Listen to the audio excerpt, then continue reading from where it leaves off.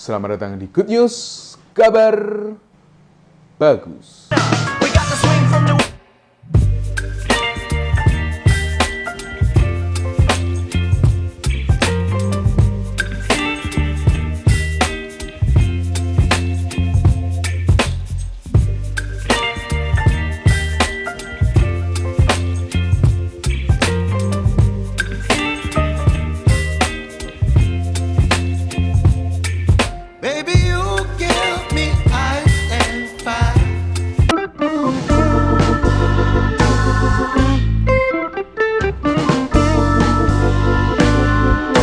Oke teman-teman, hari ini aku tidak akan membahas kamera ataupun lensa, tapi aku akan membahas salah satu aksesoris kamera video yang paling ngetren sekarang. Nah, sebelumnya ada baiknya kamu klik tombol subscribe di bawah dan share video ini ke teman-teman kamu biar membantu aku untuk tetap semangat membuat good news review kamera dan kawan-kawannya di good news berikutnya.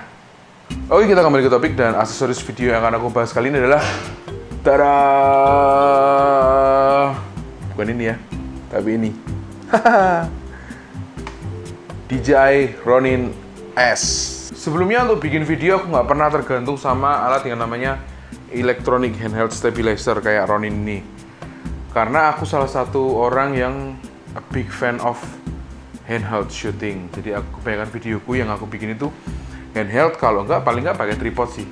Dan itu aku floating sedikit-sedikit. Nah, cuman di beberapa shot itu aku memang butuh alat seperti ini, karena untuk misalnya follow tailnya jalan cepet gitu dari belakang atau dari depan, nah itu nggak mungkin kalau aku mau stabil tanpa pakai alat seperti ini.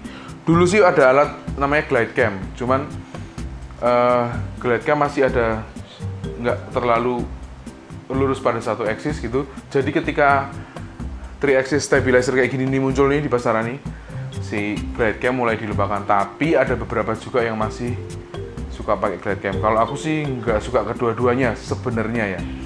Cuman pas aku pakai Ronin S ini, itu kayaknya ada perasaan yang beda. Mungkin perasaanku aja kali ya.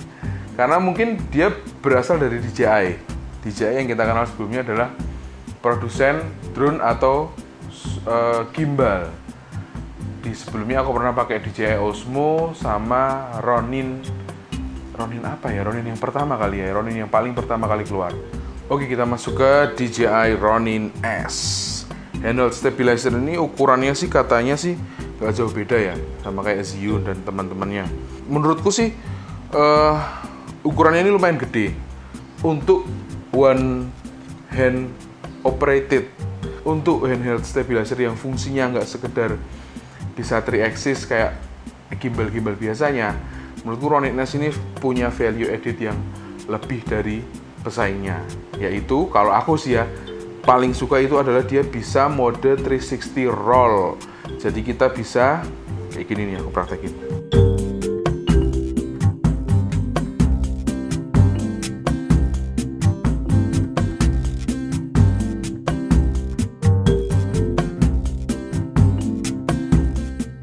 Nah, kita bisa bikin video yang rollnya dia bisa muter 360 derajat. Nah, itu sebelumnya bisa kita lakukan kalau kita pakai motion control. Setahuku ya, kalau di Hollywood itu pakai motion control, pakai robot. Cuman si DJI Ronin S ini kayak dia menanamkan fitur yang dulu hanya ada di motion control, sekarang ada di handheld stabilizer yang seperti ini. Fungsinya gampang banget. Kalau kamu biasa pakai gimbal-gimbal elektronik, kamu pasti langsung familiar sama dia. Dia kalau secara fisik dia punya fokus puller di sini. Cuman karena kameraku ini nggak bisa connect secara fokus, dia nggak aku pakai. Terus di belakang ada joystick. Joystick ini ya standar lah ya. Joystick seperti kamu mau tilt atau kamu mau pan. Terus di sini ada pilihan mode. Kamu bisa save sampai 3 preset. Kamu mau pakai preset sport misalnya yang dia bisa lebih cepat panning sama tiltingnya, atau mode yang 360 tadi itu. Terus ada tombol record. Nah, karena kameraku ini nggak ada yang bisa terkoneksi sama si gimbal, jadi tombol fokus apa lagi ya, sama record sih. Sama record itu nggak bisa aku pakai. Untuk penggunaannya sih kalau kamu mau optimal, kamu harus benar-benar balance dulu si gimbal ini sampai dia bener-bener balance menurut beratnya. Nah, tutorial untuk balancing DJI Ronin S itu kamu bisa lihat di sini. Nah, untuk mode tilt, pan atau follow sih aku nggak, karena aku emang jarang banget pakai kayak gini ya. Jadi aku nggak bisa review satu persatu bagaimana dia menjadi sangat enak dipakai. Cuman yang jadi poin penting di sini adalah dia bisa mode 360. Oke, itu adalah mind blowing. Dia bisa menciptakan shot yang luar biasa, yang itu bisa kamu pakai untuk jurus andalanmu membuat shot yang mind blowing. Tapi karena harganya ini lumayan murah, sekitar 11 juta, jadi mungkin shot seperti itu beberapa bulan lagi nggak akan kerasa mahal.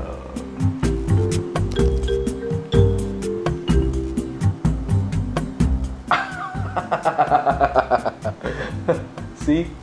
Dia bisa muter roll 360 derajat. Caranya untuk dia bisa muter 360 derajat itu sebenarnya gampang banget. Kamu bisa konekkan si DJI Ronin S ini ke handphone, Ronin app. Kamu akan pilih kayak gini nih, aku tunjukin nih videonya ini. Pokoknya tilt dan pan-nya dihilangkan dan aksis ketiga dibikin jadi roll. Udah itu dia. Setelah itu kalau kamu ajak dia ke mode flashlight kayak gini, dia akan mau muter. Kalau kamu pencet joysticknya.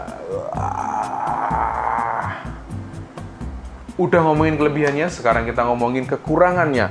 Kekurangan dari Ronin S ini adalah menurutku dia memerlukan waktu setup yang lumayan lama, karena kalau kita masukkan lagi ke kopernya dia nih ya, dia dapat koper bawaan nih.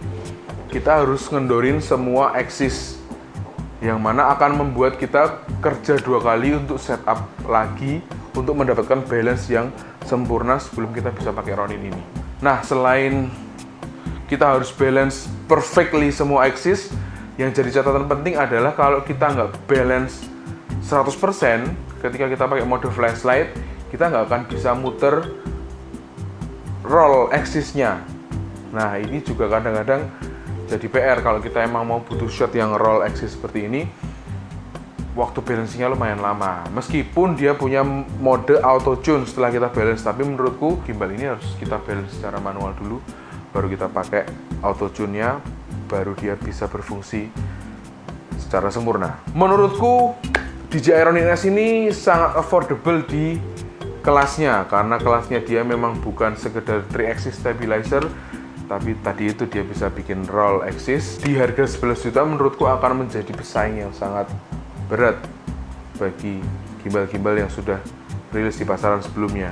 Terus menurutku juga kalau kamu mau pakai gimbal ini, itu lebih baik memang sudah dedicated shooting. Jadi misalnya kita syuting klip, film pendek, atau wedding, tapi memang benar-benar dedicated, kita akan satu kamera ini akan kita pakai untuk di DJI Ronin S.